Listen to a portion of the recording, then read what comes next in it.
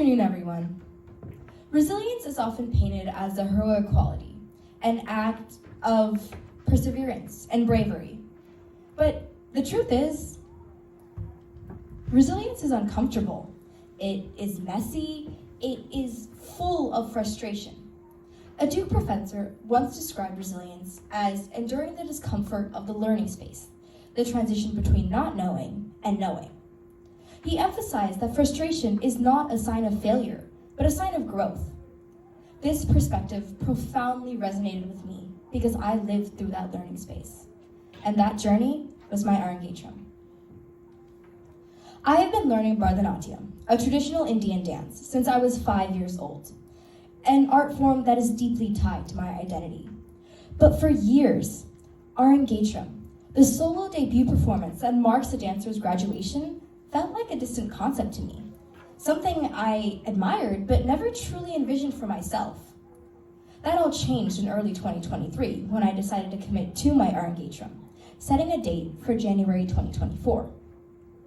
Now, imagine running a 3-hour marathon with loads of hair and makeup and jewelry and costume that weighs almost 5 pounds, not to mention 500 eyes staring at you. Pretty nerve-wracking, right? 8 months.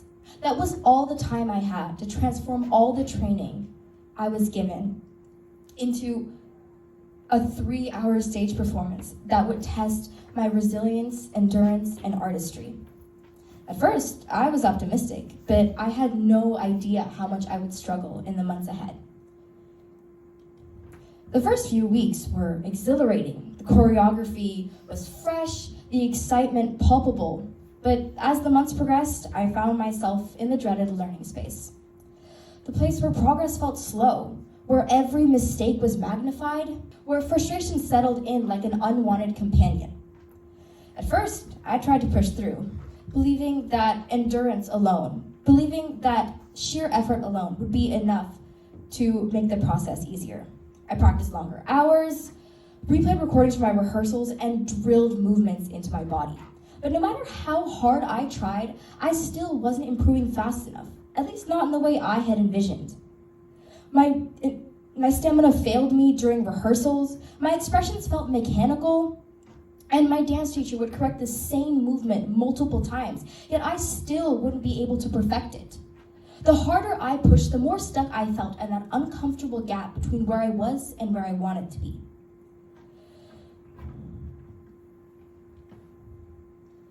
Doubt sunk in. For years, I had spent watching others perform their Arangetram with grace and confidence, yet I still felt like an imposter. What if I wasn't good enough? What if, after all this time, I still wasn't ready? The idea that my mind and body weren't catching up to my expectations was unbearable. I felt helpless, as if I were sinking into quicksand. The harder I struggled, the deeper I sank. This was the essence of resilience. The place where learning wasn't glamorous, where improvement wasn't instantaneous, where progress was measured in inches, not miles. But in that moment, all I saw was failure.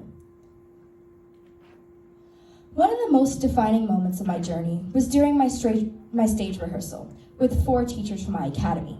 I performed the Varnam, the longest and most demanding piece in a dancer's repertoire. It tests agility, form, expression, and endurance. My Varnam was based on the Indian epic Ramayana and lasted just over 50 minutes. Even though I knew the steps, I wasn't just dancing. I was portraying the characters from the Ramayana. The feedback from our artistic director was blunt. You need to fully embody the characters. The audience shouldn't see you, Sahana. They should see the characters from the epic. Her words hit me hard. Up until that point, I had been so focused on perfectly executing each movement that I had lost sight of the storytelling. I realized that it wasn't about flawless technique. It was about breathing life into the narrative. That night, I reluctantly shifted my technical approach toward a more expressive attitude. I revisited comics from my childhood, immersing myself in the expressions of the characters I was supposed to portray. I read their stories again, studying their emotions, their struggles, their triumphs, and I started to see them not just as figures in a dance, but as real beings with depth. As I immersed myself in their journeys, something shifted. My expressions felt more natural, my body felt lighter, and most importantly, I felt present. This was my moment of surrender, accepting the fact that growth wasn't about forcefully willing myself forward. It was about trusting the process and allowing myself to learn without impatience. Improvement wasn't something I could demand. It had to happen on its own. On the day of my Arangetram, I stepped on the stage with a sense of nervous excitement. This was my moment, not just to perform, but to showcase months of endurance, resilience, and dedication. The first beat of Mridangam resonated through the audience. As I moved through my pieces, I noticed a shift, not just in my dance, but in my mindset. The frustration, the struggle, the learning space, it had all led to this. And in that moment, I realized resilience wasn't just about enduring. It was about transforming that discomfort into something beautiful. With each expression, each gesture, each movement, I was no longer just a dancer performing a sequence of steps. I was living the stories I was telling. The audience wasn't just watching a performance, they were experiencing a journey. And I, finally, was at peace with the learning space that had once felt so unbearable. Resilience is often mistaken as getting back quickly, but the real test is in how long you can tolerate the learning space, the place where frustration meets growth.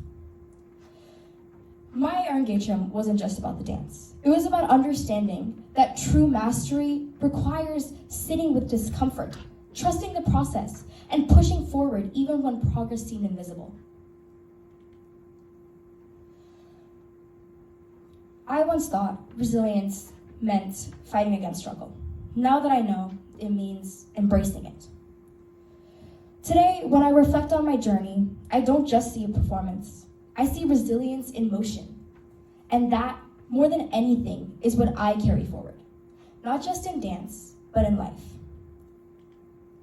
I would like to take this moment to thank the two gurus that helped me really push through this moment, Rupa Suresh and Shriyota Suresh, who supported me through every step of this journey.